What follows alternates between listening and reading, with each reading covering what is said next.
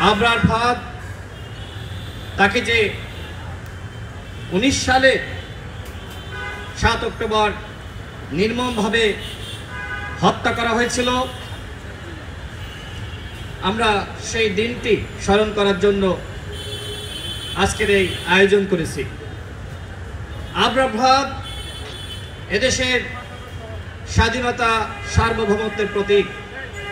আবরার ফাহাদ আমাদেরকে হাসিনার বিরুদ্ধে লড়াই করতে শিখিয়েছে। আবরার ফাহাদ আমাদেরকে নতুন করে সাহস জুগিয়েছে। আবরার ফাহাদ এদেশের স্বাধীনতাকামী মানুষকে কথা বলতে শিখিয়েছে।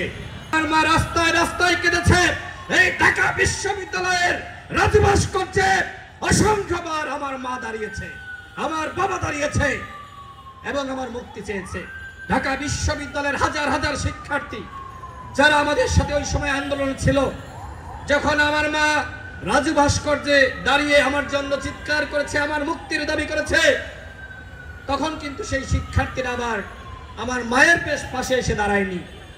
কিন্তু আমরা যেদিন জেল থেকে মুক্তি পেয়েছি, আমরা ওই চিন্তা করি নাই যে আমাদের মুক্তির দাবিতে শিক্ষার্থীরা নামে নাই।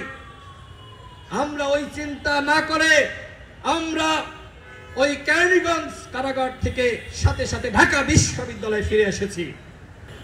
যখনই কাউকে শিবির ব্লেম দেওয়া হয়েছে এই ঢাকা বিশ্ববিদ্যালয়ের, আমরা অন্যান্য শিক্ষকদেরকে পাশে পাইনি। এখন আসিফ নজরুল স্যারকে নিয়ে অনেকে সমালোচনা করে, যেহেতু তিনি দায়িত্বে আছেন তার সমালোচনা করতেই পারে, সেটা নিয়ে আমি কথা বলবো না।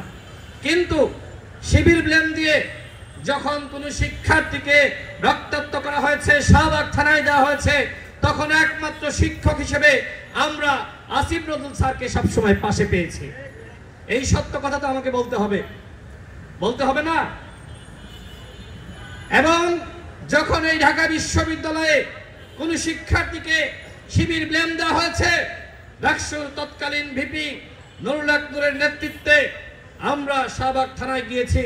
যতক্ষণ না পর্যন্ত তাদেরকে মুক্তি দেওয়া হয়েছে আমরা কিন্তু ওই থানার সামনে থেকে সরি নাই। এইটা হলো ছাত্র অধিকার পরিষদের ইতিহাস। ছাত্র অধিকার পরিষদ কারোর দেখানো পথে হাঁটে না, নতুন ইতিহাস সৃষ্টি করেছে। 2018 সালের কোটা সংস্কার আন্দোলন, সেই আন্দোলন সফল করেছে ছাত্র অধিকার পরিষদ। ওই সময় যদি আমরা আপোষ করতাম, আমাদেরকে ডিজিএফআই তিনি অফার দিয়েছিলেন, ডিজিএফআই পক্ষ থেকে হাসিনা পাঠিয়েছিল, হোটেল রেডিসন ব্লুতে আমাদেরকে নিয়ে গিয়েছিল, নুরুল হক নূর, আমি, হাসান আল মামুন এবং ফারুক হাসানকে। আমাদেরকে বলা হয়েছিল সুখে থাকবা, চাকরি বাকরি গাড়ি বাড়ি কি চাই বলো, হাসিনা আমাকে পাঠিয়েছে, শুধুমাত্র আন্দোলন করা যাবে না।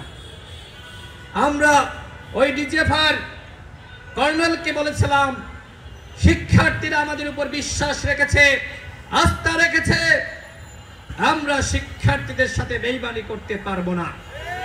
যদি মনে হয় যে আন্দোলন আপনারা থামাবেন, সেক্ষেত্রে আমাদের এই দাবি মেনে নেওয়ার মাধ্যমে আন্দোলন থামাতে পারবেন। এছাড়া জেলে নিয়ে হত্যা করে আমাদেরকে কোনোভাবে থামাতে পারবেন না। যে একই শিবির নাকি সাধারণ শিক্ষার্থী?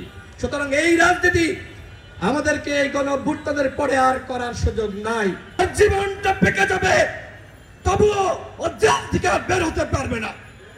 সুতরাং যারা এখন মিছিল মিটিং করছেন না, ছাত্রলীগের যারা, আওয়ামী লীগের যারা, ওই সৈকতকে দেখে শিক্ষা নেন। একবার যদি জনগণ ধরে এমন ধুলাই দিবে, প্রাণ নিয়ে ফিরতে পারবেন না।